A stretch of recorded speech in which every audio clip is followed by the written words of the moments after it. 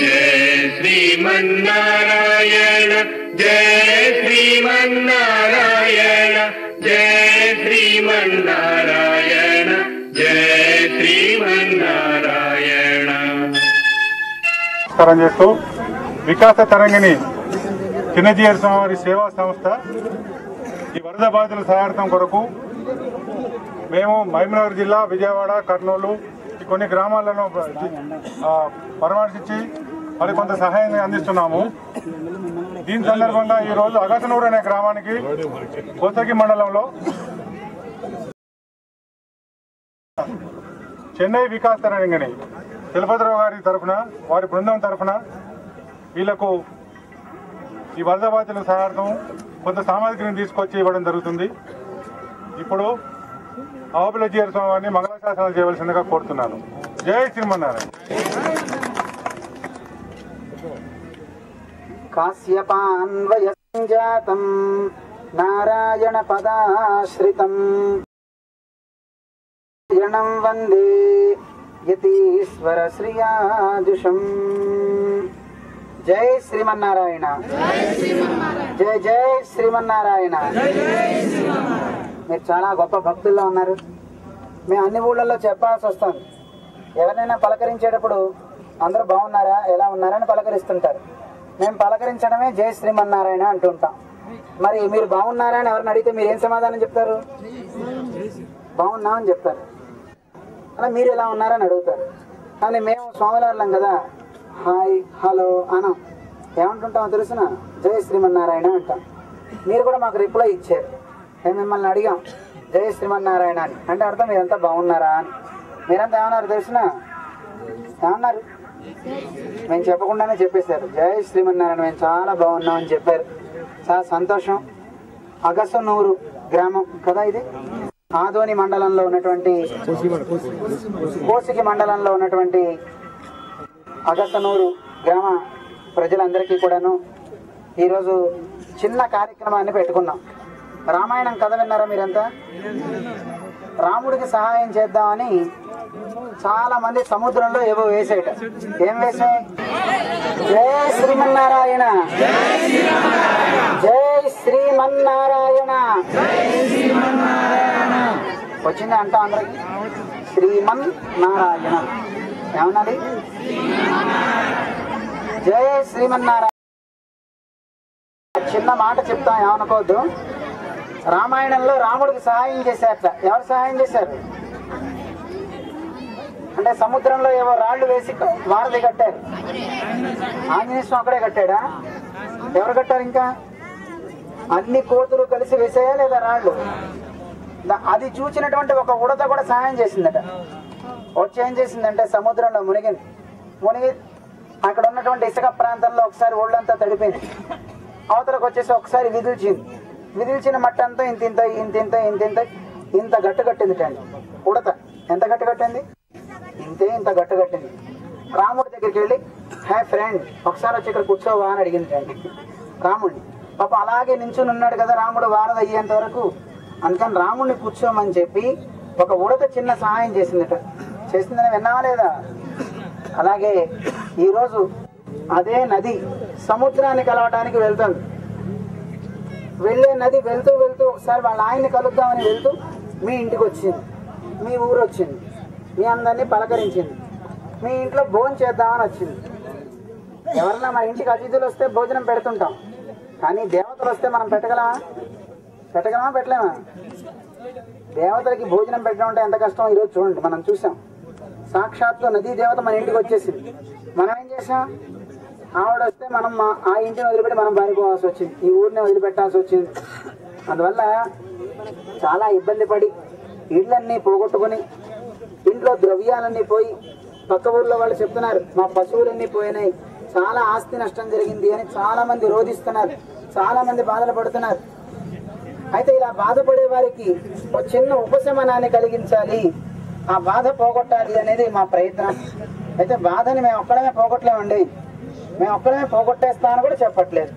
అటు ప్రభుత్వం వారు సామాజిక సేవా సంస్థలు, ఆధ్యాత్మిక సంస్థలు, ఎన్నో సంస్థలు మీ ఊళ్ళో వస్తున్నాయి. అందరికీ ద్రవ్యాలు ఇస్తున్నాయి ఇవ్వట్లేదా? అవన్నీ బండ రాళ్ళ లాంటివి. మేము చిన్న ఉడతా సహాయాన్ని చేయాలి అని వచ్చాం. తీసుకుంటారా అందరూ శ్రద్ధగా? మనకి మా గురువు గారు చిన్నజీవ స్వామి వారు అంటారు. అక్కడ ఉన్నారు చూసారా చిన్నజీవ స్వామి వారు? చిన్నజీవ స్వామి అంటారు. ఏమంటారు? ఎంతమందికి తెలుసు మీలో వారు? ఎవరికి తెలిసిన? చాలా మందికి తెలిసిన, సంతోషం. టీవీలో వస్తూ ఉంటారు. స్వామి ఆదోని గ్రామాలన్నీ వచ్చారు. వారు ఒక సేవా సంస్థని స్థాపించారు. దానికి పేరు వికాస తరంగిణి అని పేరు. ఏం పేరు? వికాస తరంగిణి అని పేరు అన్నమాట. ఆ సేవా సంస్థ వారు ఈ రోజున మాకు కులమత భేదం ఉండదండి. కొంతమంది ఈ పార్టీ వాళ్ళు ఆ పార్టీ వాళ్ళు అనే భేదాలు ఉండొచ్చేమో కానీ మాకు అవి లేవు. మా రెడ్డి గారితో కలిసి వచ్చేసాం. వారు వచ్చి చూపించేస్తాం. ఇంకో నాయకుడు వస్తే వారితో చేయగలుగుతాం. మాకు చేతులు రెండే ఉన్నాయి కానీ పట్టుకోవడానికి ఎంతమందినైనా పట్టుకుంటాం. దాంతోపాటు మాకు క్రిస్టియన్స్కి మేము ఇవ్వమని, ముస్లిమ్స్కి మేము ఇవ్వమని మాకు లేదు. ఏ మతస్థుడైనా బాధకు గురైన వాడు మనిషే కదండి. మనిషినే కాదా? మరి ఆపదలో ఉన్నప్పుడు తోటి మనిషిని ఆదుకోవాలా వద్దా? కానీ చూడండి, మన కాలికి దెబ్బ తగిలింది అనుకోండి, నోరేమంటుంది? మన నోరేమంటుంది? అబ్బా అంటుంది. మన చెయ్యి ఏం చేస్తుంది? నెత్తురు కారుతుంది, దాన్ని పట్టుకుంటుంది. కళ్ళు ఏం చేస్తాయి? నీటిని కారుస్తాయి. కానీ మన కాలు కన్ను ఒకటేనా? మీ కాలు కన్ను ఒకటేనా? వినపడుతుంది అందరికి? మీ కాలు కన్ను ఒకటేనా? అవునా కదా? కాదు. మరి కాలుకి దెబ్బ తగిలితే కన్ను ఎందుకంటే కారుస్తుంది? నీళ్ళు కారుస్తుందా కారుతట్లేదా? మరి కాలుకి దెబ్బ తగిలితే నోరు ఎందుకంటే అబ్బా అంటుంది? అంటుందా అంటలేదా? అలాగే ఈ ప్రపంచం అనేది ఒక శరీరం లాంటిది. ఏ మూల ఎవరికి ఏ కష్టం వచ్చినా ప్రతివాడు స్పందించాలా వద్దా? అందుకే చూడండి, మీరు ఎక్కడో ఈ ఆదోని జిల్లాలో కర్నూలు జిల్లాలో ఆదోని మండలం, కోసికి మండలంలో ఉన్నటువంటి ఒక చిన్న గ్రామం మీది. అవునా? అగసునూరు. ఇంత చిన్న ఊర్లో ఉన్న మీ దగ్గరికి ఎంతమంది వస్తున్నారండి? రోజు వస్తున్నారా రావట్లేదా? చాలా మంది వస్తున్నారా రావట్లేదా? ఈ స్పందన కావాలి. ఇది వరద వచ్చినప్పుడే కాదండి, మిగతా అప్పుడు కూడా రావాలి. మా రెడ్డి గారు వచ్చారు ఈ రోజు కాకుండా ప్రతిసారి కూడా మిగతా రావాలి. ఇందాకే చెప్పారు మీకు కొత్త కాలనీ ఏర్పాటు చేస్తున్నామని. దాని పేరు ఏం పెడుతున్నారో మాకు తెలియదు. ఆ కాలనీలో మీకు చక్కని సుఖం కలగాలి, చక్కని నీరు, చక్కని వెలుతురు, చక్కని గాలి అన్నీ చక్కగా వస్తూ పాడి పంటలతో మీరంతా సుఖంగా ఉండాలి అని మేము దేవుణ్ణి కోరుతున్నాం. మీ అందరికీ అలాంటి శక్తి కలగాలి అని భగవంతుని ప్రార్థన చేస్తున్నాం. చేయమంటారా? మరి మేము ఒక్కళ్ళని చేస్తే మీకు కోరిక తీరాలి కదా. మీకు బాగా ఆకలిస్తుంది అనుకోండి, నేను తింటే సరిపోతుందా? మరి మీరు కూడా తినాలా వద్దా? తినాలి. అందుకని మేము దేవుణ్ణి ప్రార్థన చేస్తే కాదు కదా, మీరు కూడా చేయాలా వద్దా? ఎంతమంది చేద్దాం? మరి దించండి. మనిషి బతకాలంటే ఏం కావాలి చెప్పండి? లోకంలో ఏది ఉంటే మనిషి బాగా బతకగలుగుతాడు? ఏది అవసరం మనిషికి? ఏది లేకపోతే మనిషి బతకలేడు. గాలి సంగతి కాసేపు పక్కన పెడదాం. అన్నం లేకపోయినా ఒక్కొక్కసారి బతుకుతున్నా బతకట్లేదా? నీరు కావాలండి. అన్నం లేకపోయినా బతకచ్చేమో కానీ నీరు లేకపోతే బతకగలమా?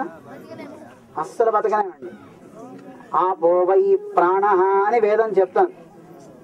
ఆపహ అంటే నీరు అని అర్థం అండి. నీరు మనిషి యొక్క ప్రాణాన్ని నిలబెడుతుందట. అందుకే చూడండి, బోళ్ళంత అన్నం ఉన్నా నీళ్లు కనుక లేకపోతే మనం బతకగలమా? అస్సలు బతకలేము. ఆ అన్నం ఉడకాలన్నా కావాల్సింది నీరే. అలా అని నీరు మరీ ఎక్కువైపోయినా ప్రమాదమే. అందుకని తగిన నీరు ఉండాలి. ఆ నీరు లోకాన్ని మొత్తాన్ని సస్యశ్యామలంగా చేయాలి. ఎక్కడ చూసినా పచ్చని పొలాలతో నిండుగా ఉండాలి. అలా ఉండమని, అలా ఉంచేటట్టు చెయ్యమని మన పక్కనే ఉన్న తుంగభద్ర నదిని ప్రార్థన చేద్దామా వద్దా? ఇంతకీ మీ అందరికీ నది మీద కోపం ఉందా? ఎంతమందికి ఉంది నది మీద కోపం? తప్పండి, ఉండకూడదు. నది ఏం చేసిందండి పాపం? ఎవరో ఒక ఆయన అన్నట్టండి, మా అబ్బాయి పోవడానికి చెరువే కారణం కాబట్టి ఆ చెరువు నీరు తాగనన్నట్టండి. ఎవరికి నష్టం?